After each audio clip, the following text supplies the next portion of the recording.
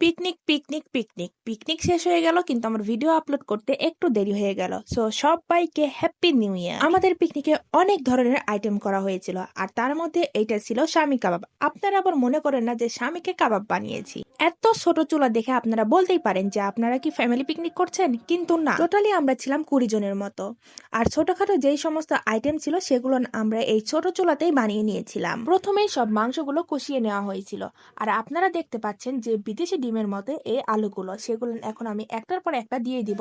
আর আমরা বানাবো দম বিরিয়ানি। আফ্রিকান জঙ্গল থেকে কিছু বিদেশি ধনিয়া পাতা তুলে নিয়ে এসে সেগুলো একটু উপরে লেয়ার করে দিব, যার স্বাদে গন্ধে একদম অতুলনীয়। আজ হলো বিদেশ থেকে আসা রাইস এবং জাপানিজ বিরিয়ানি মশলার বিয়ে। অতিথির লিস্টে থাকছে আফ্রিকান জঙ্গল থেকে আসা ধনিয়া পাতা, আর চিফ গেস্ট হিসাবে থাকছে চীন দেশ থেকে আসা বেরেস্তা। এখন চলে এলো সেই গায়ে হলুদের পর্ব। লাল লাল রক্তগুলো দিয়ে এখন গায়ে হলুদ হয়ে যাবে। একটার পর একটাকে লেয়ার আকারে রেখে সবগুলোকে এখন মাটি চাপা দিয়ে দিতে হবে। অতিথিদের পেছনে আগুন লাগিয়ে মিনিট 10-এর মতো এইভাবেই দমে রেখে দিব। আমাদের নতুন বউয়ের ফুলসজ্জার ঘরে যাওয়ার জন্য আর তরি সইছে না, সেজে গুজে একদম ফিটফাট হয়ে রেডি হয়ে চলে এসেছে। করুক গা, তারা এখন ফুলসজ্জা করবে না কি করবে, যা ইচ্ছে তাই করুক। চলুন এবারে আমরা খাই দাই করি।